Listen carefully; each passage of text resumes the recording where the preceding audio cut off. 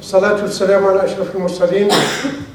إذن نحضر اليوم هذه الصبيحة لتلقية بحث طالبة بن عيون هاجر، وذلك للمها درجة الدكتوراه علوم اختصاص الهندسة المعمارية.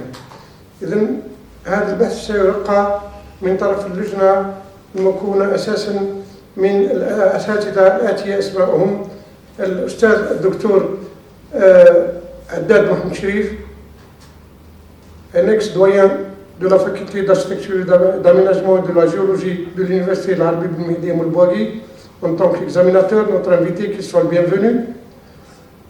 Professeur Mahimoud Issa, vice-doyen de la faculté d'architecture et d'urbanisme, chargé de la postgraduation, en sa qualité de rapporteur de cette thèse.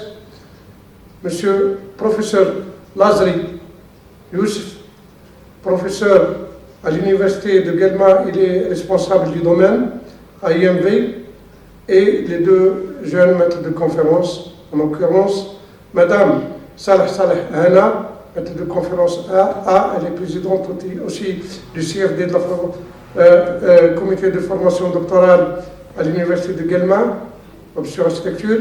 Aussi Madame Djouad Fatima Zahra, elle est aussi présidente du comité scientifique du département d'architecture, toujours de l'université de Guelma. Et moi-même, en tant que président, professeur Al-Qama Jamal, enseignant à l'université de Guelma, département d'architecture. Donc cette thèse est intitulée « Évaluation post-occupationnelle de l'habitat individuel participatif, cas d'études évolutif Richammar, Aïsmara, Constantine ». Cette thèse a été présentée dans le cadre d'une école doctorale établie ici à l'université de Guelma, département d'architecture. Donc cette doctorante a su bien publier des articles de renommée dans des revues de renommée établies, que ce soit A ou B, qui traitent de la thématique de sa thèse, qui lui a donné le droit à présenter cette thèse pour cette évaluation scientifique. Donc, sans tarder, ce jury va vous accorder de 30 à 35 minutes jusqu'à 40 minutes même une présentation succincte des résultats, des principaux résultats de la thèse, et cette présentation sera suivie par un débat scientifique et des orientations avec aussi un discours de votre directeur de thèse. Donc, sans tarder, à vous la parole, madame. السلام عليكم ورحمة الله تعالى وبركاته. بسم الله الرحمن الرحيم والصلاة والسلام على أشرف المرسلين. Monsieur le Président, Mesdames, Messieurs les membres du jury, avant toute chose, je tiens à vous remercier d'avoir bien voulu participer à l'évaluation de ce travail. Je tiens à remercier également mon directeur de thèse, Monsieur Mahimoud Issa, de m'avoir guidé tout au long de ces années. Et je tiens à remercier ma cousine, Dr Jouailia Rilani, qui m'a beaucoup aidé dans la rédaction de ce travail. Je remercie beaucoup ma famille et les personnes du public présents avec nous aujourd'hui. Je vais donc présenter brièvement notre travail que nous avons intitulé « Évaluation post-occupationnelle de l'habitat individuel participatif, cas d'études évolutives Richammar, Aïsmara, Constantine ». Ce travail est né d'une réflexion générale sur l'habitat. L'Algérie connaît depuis les années 70 une crise de logement aiguë.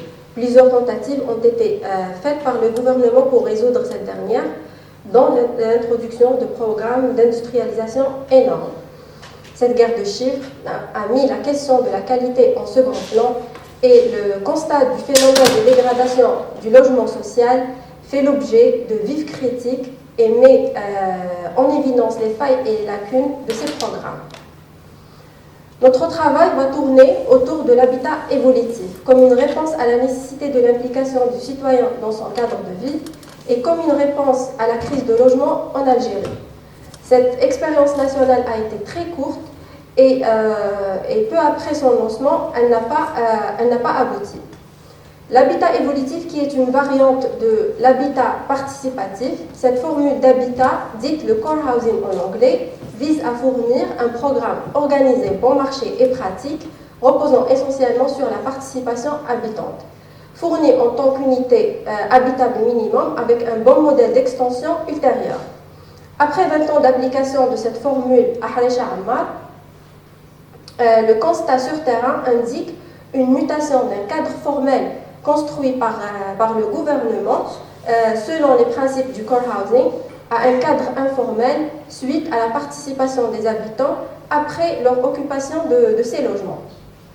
Ce constat nous pousse à poser les questions de recherche suivantes. Pourquoi le cadre formel du logement évolutif est devenu informel? Et est-ce que l'habitant est satisfait de cette forme de participation? Et est-ce que l'habitant est satisfait de son cadre de vie? D'après une pré-enquête sur terrain et à l'aide des recherches documentaires, nous avons formulé les hypothèses suivantes. Premièrement, le cadre formel est devenu informel par une série de forces endogènes, c'est-à-dire les demandes des usagers de la société elle-même pour assurer son bien-être et exprimer à sa manière par des transformations, une réappropriation des logements et en l'absence d'une assistance technique et d'un cadre juridique. Et deuxièmement, si une personne est satisfaite de sa situation résidentielle, elle la maintiendra tant qu'elle répondra à ses besoins. Et à l'inverse, un sentiment d'insatisfaction impliquera soit un ajustement de cette situation, une réorganisation ou bien une relocalisation et des modifications à l'égard de cette situation. La participation ici est un indicateur d'insatisfaction. Ainsi, nous avons fait tout au long de ces 5 années une recherche documentaire basée sur des ouvrages de chercheurs, des articles scientifiques, des documents administratifs. Cette démarche théorique s'est complétée par une investigation de terrain longue de 2 ans basée sur la méthode d'évaluation post-occupationnelle. Il existe un certain nombre d'outils par lesquels l'évaluation peut être accomplie. Dans la présente thèse, nous avons fait 3 niveaux d'analyse.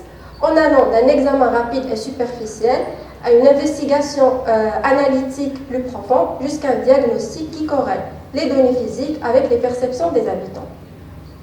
Ce travail de thèse est divisé en 8 chapitres. Les 3 premiers chapitres sont théoriques, traitent du premier niveau des connaissances, le cadre conceptuel de la recherche. Le 4e chapitre expose le processus méthodologique utilisé dans la vérification des hypothèses de la recherche. Le 5e chapitre présente l'environnement d'étude et les 3 derniers chapitres sont expérimentaux, exposent les résultats de la recherche et leurs interprétations. Nous passons ensuite à la partie théorique. Le premier chapitre vise à définir en premier lieu les notions liées au logement évolutif, de mettre en évidence le point sur les concepts utilisés dans cette étude, et en deuxième lieu, il présente les conditions et les risques et les raisons qui ont mené à la naissance du logement évolutif, les principales théories et les différents types d'habitat. Le deuxième chapitre concerne d'une part la participation habitante informelle, qui est la participation institutionnalisée et l'engagement volontaire fondé sur des lois et des écrits, et d'autre part la participation informelle, qui est la participation non institutionnalisée et qui est volontaire aussi et résulte du désir de la population de s'impliquer dans la prise de décision. Le troisième chapitre, il concerne la notion de satisfaction résidentielle et la manière de la mesurer. Il aborde aussi les différentes théories relatives à la satisfaction en général et la satisfaction résidentielle en particulier. Ce chapitre traite aussi les facteurs qui affectent la satisfaction des résidents. Cela nous permettra d'effectuer notre évaluation. Et le 4e chapitre, il décrit les connaissances antérieures relatives à notre thématique par l'analyse des publications similaires.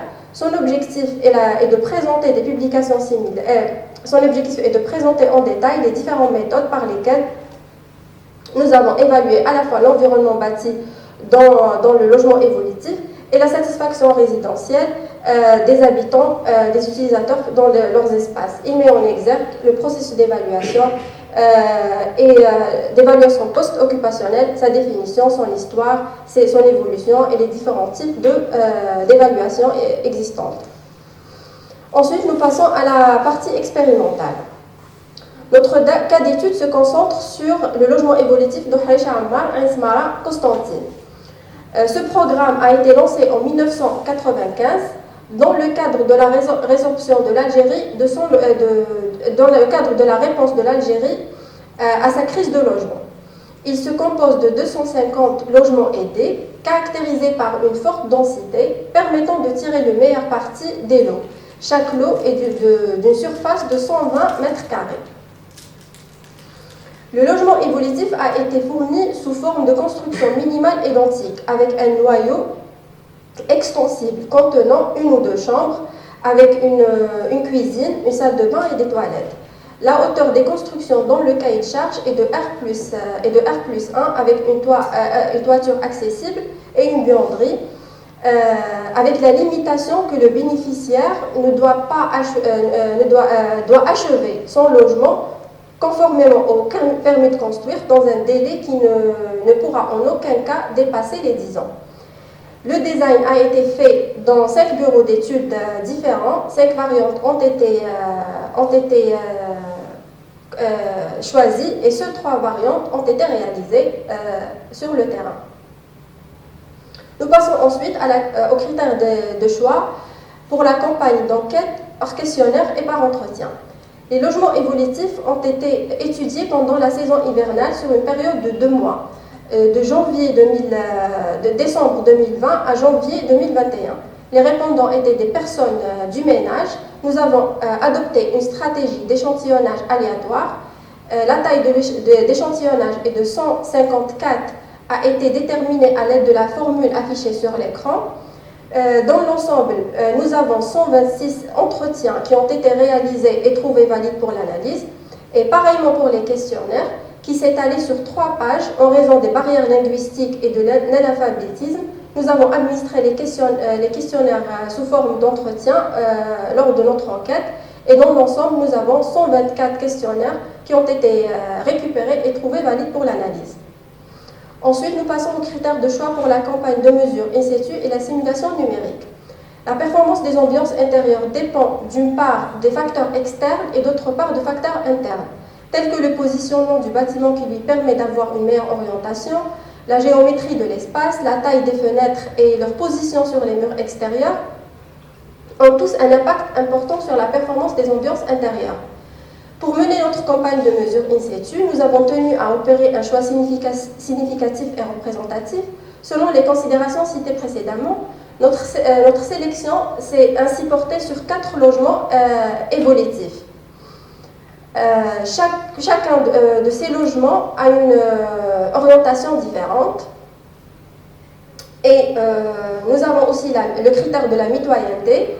L'emplacement du logement sur le plan de masse détermine le nombre de façades de la maison, ce qui affecte directement le confort intérieur. Et nous avons le critère de la géométrie.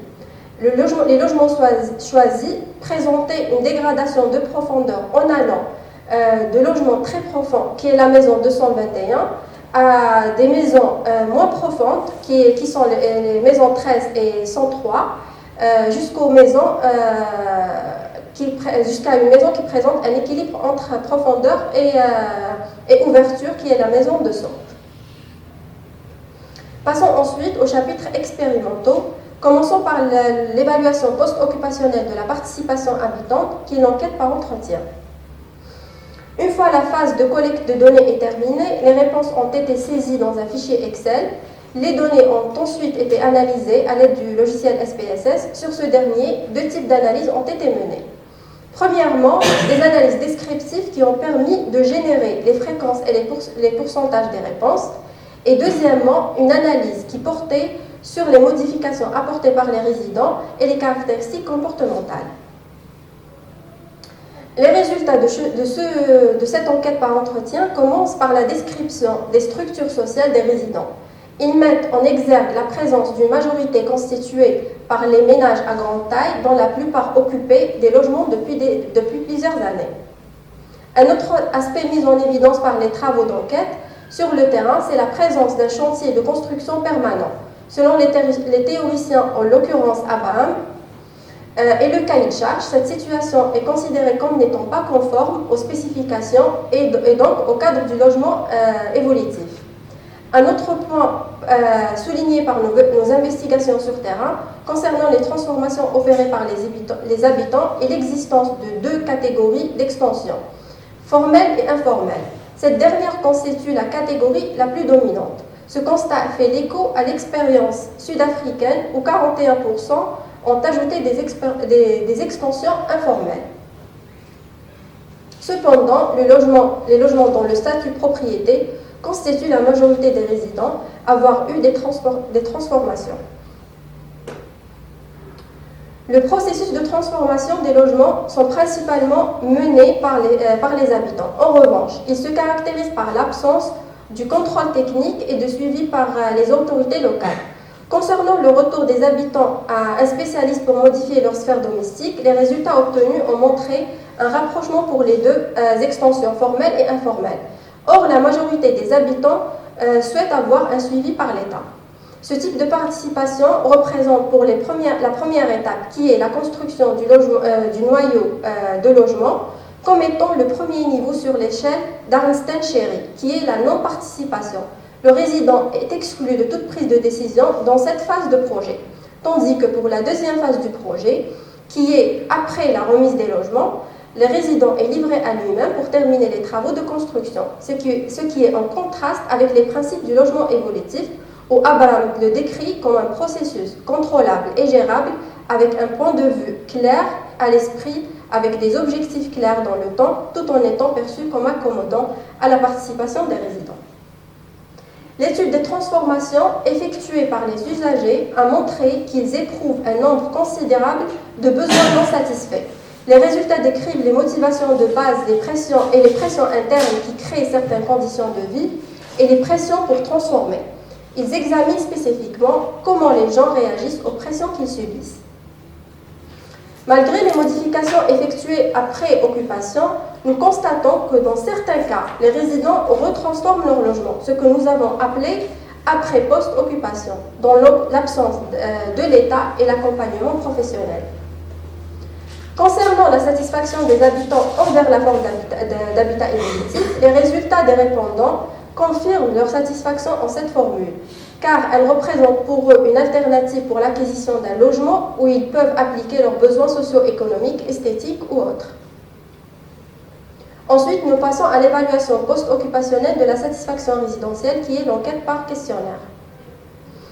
Une fois la phase des collectes des données est terminée, les réponses ont été saisies dans la feuille de calcul standard du BUS et envoyées par courrier électronique à la BUS méthodologie pour l'analyse. Cela a permis aux résultats d'être comparés à leur base de données et nous avons également analysé les données à l'aide du logiciel SPSS. Sur ce dernier, deux types d'analyses ont été menées. Premièrement, on a les analyses descriptives qui ont généré les fréquences et les pourcentages des profils des personnels des répondants pour la section sociodémographique. On a le score de satisfaction moyen et le score de satisfaction réel qui ont été extraits et l'indice de performance relative qui a été calculé pour chaque attribut du bâtiment. Et deuxièmement, on a fait l'analyse des composantes principales qui a réduit 32 composantes en 9 composantes. Afin d'avoir un programme de logement évolutif réussi, après l'extension, les résidents sont censés laisser un jardin carré non aménagé à l'arrière de la maison. Ce jardin offre une ventilation naturelle, un éclairage naturel et des espaces verts. Cependant, la vie privée semble plus importante pour les occupants. Pour répondre à ce besoin d'intimité, soit ils intègrent le jardin carré dans l'espace de la maison, qui est le salon arrière, soit ils construisent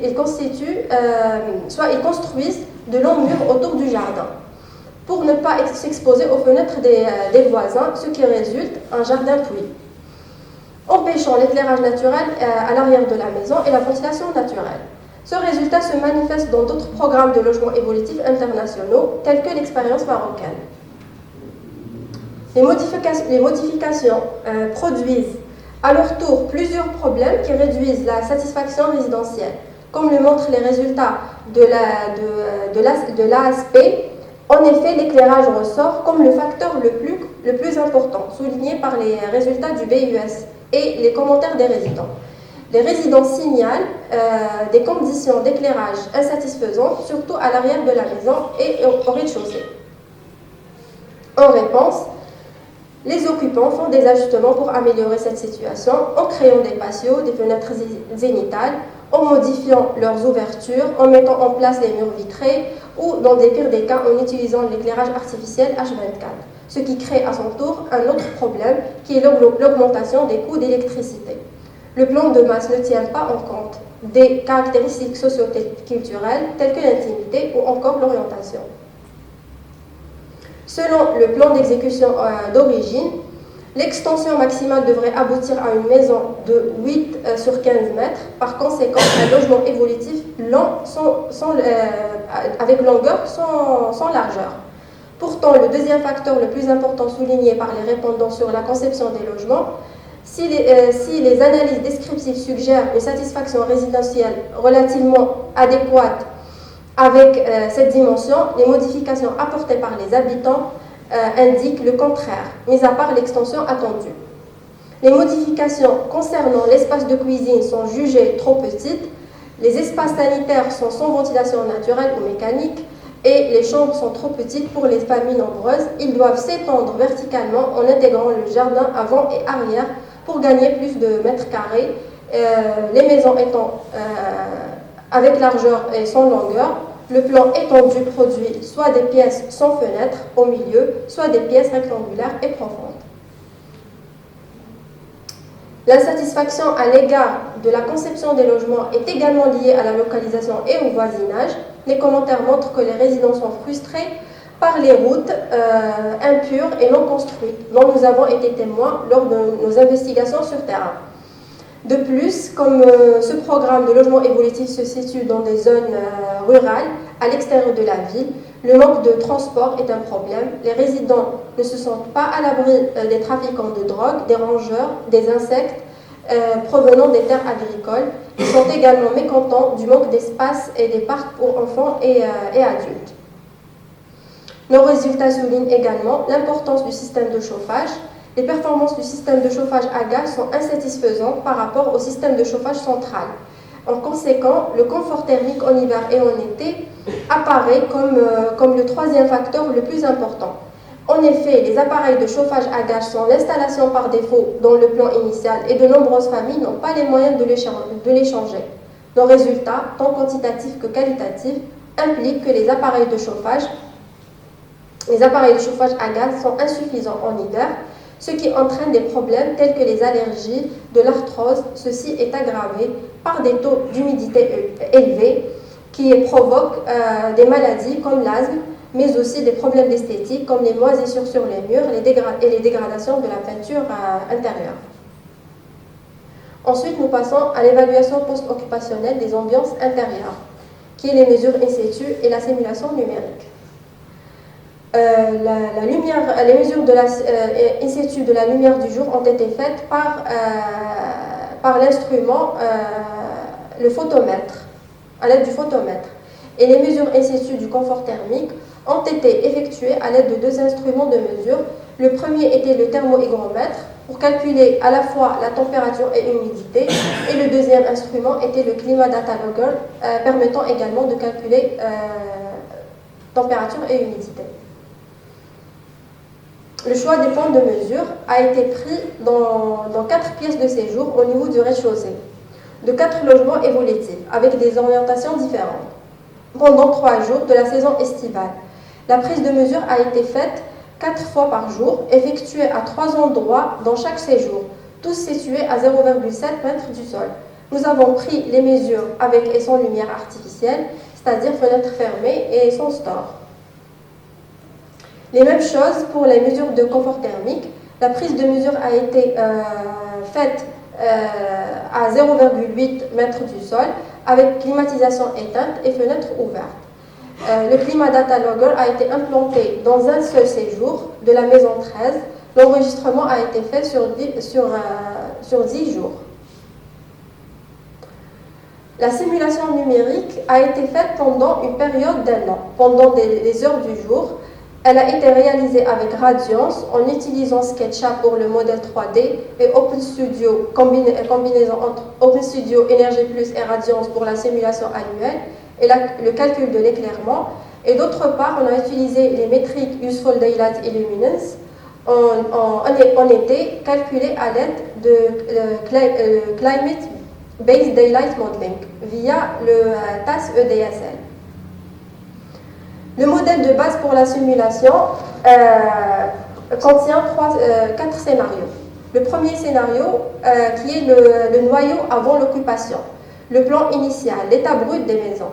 Les simulations ont été réalisées pour 4 séjours dans 4 logements évolutifs, dans la même localisation avec 4 orientations différentes. Le deuxième scénario, il représente la géométrie. Ce scénario, il représente la géométrie, l'extension proposée par le concepteur pour le logement évolutif, qui résulte d'un espace profond et des fenêtres identiques. Pour une meilleure compréhension de cette extension proposée, les simulations pour des séjours ont été faites. On a le troisième scénario qui représente les masques extérieurs, le scénario réaliste, la post-occupation. Ce scénario, donc, il constitue le logement réel après 20 ans d'occupation humaine. Des extensions formelles et informelles ont été ajoutées, des mutations et des appropriations de l'espace par les habitants sont installés, des masques extérieurs comme les maisons voisines, les ombrages horizontaux étaient présents avec des changements dans les fenêtres et sur la géométrie, 4 séjours ont été simulés. Ensuite, on a le quatrième scénario qui est la suggestion d'amélioration. Ce scénario contenait principalement des suggestions basées sur des comparaisons précédentes afin d'améliorer certains paramètres pour les conceptions futures des logements évolutifs similaires. Ces paramètres suggérés pour l'amélioration étaient les tailles des fenêtres et les masques extérieurs et la profondeur de l'espace, c'est-à-dire la géométrie. Les résultats des mesures in situ. Une comparaison entre les conditions d'éclairage existants et sans éclairage artificiel. Cette comparaison, donc, elle correspond avec les résultats de l'enquête BUS. Dans cette dernière, les résidents témoignent d'une utilisation excessive de l'éclairage artificiel pour pallier le manque de lumière du jour. La différence entre les 4 séjours en termes d'éclairage naturel peut être due à plusieurs facteurs, comme l'orientation, la géométrie et les fenêtres, qui seront discutés en détail dans la simulation numérique. Ensuite, on a une comparaison entre les 3 points de mesure. Les résultats montrent une différence entre les valeurs d'éclairement au niveau des 3 points. La quantité de lumière naturelle dans les 3 spots diminue en fin de journée, c'est-à-dire à 19h. De plus, les résultats globaux indiquent un faible niveau d'éclairement auprès du mur du fond, en particulier pour le séjour 13 et le séjour 221, ce qui indique l'effet de la géométrie de la pièce sur la qualité de la lumière du jour. Ensuite, nous passons aux résultats de la simulation numérique. En résumé, avant extension, que ce soit formel ou informel, et sans masque extérieur, les valeurs d'éclairement calculées se situent principalement dans la plage prédéfinie. Il est clair que la quantité de lumière du jour est suffisante tout au long de l'année. Cependant, l'orientation la plus favorable était le sud-est, suivi du nord-ouest et du nord-est. Cependant, au pire des cas, c'était l'orientation sud-ouest. C'est le premier scénario qui représente l'orientation. Ensuite, nous passons au deuxième scénario, qui est la géométrie, pour le séjour 13. Comme montre le résultat, Useful Daylight Luminance moyen était de 66% après extension, avec une répartition lumineuse très déséquilibrée. Moins de la moitié du séjour n'était pas éclairé. Concernant le séjour 221, les résultats montrent Useful Daylight Luminance moyen de 71%. En plus d'une répartition lumineuse considérablement déséquilibrée, comme dans le cas précédent. La moitié de l'espace n'était pas éclairé. Comparaison entre le premier et le deuxième scénario. Les résultats montrent l'effet de la géométrie. Lorsqu'il n'y avait pas de changement sur les ouvertures, les pièces à vivre deviennent plus profondes et la répartition de la lumière du jour change en conséquence. Près de la moitié de l'espace ne recevait pas de lumière naturelle. La taille de la fenêtre fonctionne bien avec la géométrie initiale, mais pas avec l'extension. Le plan préétabli ne tenait pas en compte la géométrie dans la phase de conception. Ensuite, nous passons au troisième scénario, qui est la post-occupation. Les valeurs d'éclairement calculées ne se situent généralement pas dans la plage prédéfinie, c'est-à-dire que la plupart n'étaient pas convenables, sauf pour le séjour de sang. L'interaction humaine avait, dans certains cas, aggravé les conditions de lumière du jour, et dans d'autres cas, elle l'avait amélioré, comme pour le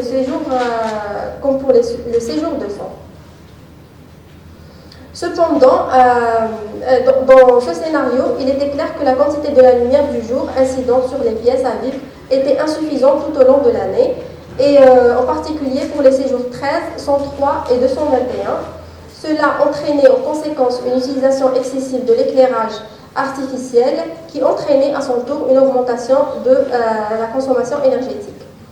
Le fait que la performance de la lumière du jour dans les séjours 200 était améliorée après l'ajout des fenêtres supplémentaires confirme l'impact du nombre de fenêtres sur la qualité de la lumière naturelle.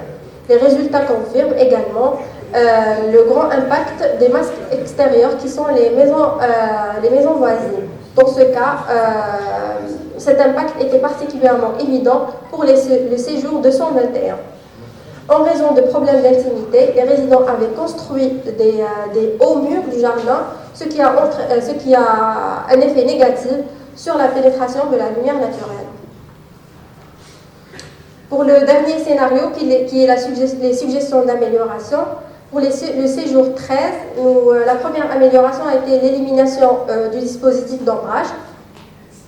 Les résultats montrent une légère amélioration de la condition d'ensoleillement. Et la deuxième amélioration était la création d'une grande fenêtre, en remplaçant les deux fenêtres existantes.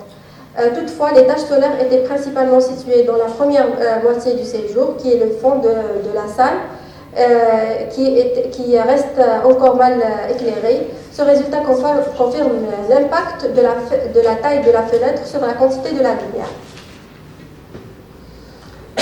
Le séjour 103, la première suggestion était la réduction des hauteurs des murs avoisinantes, ce qui provoque une légère amélioration par rapport à la réalité.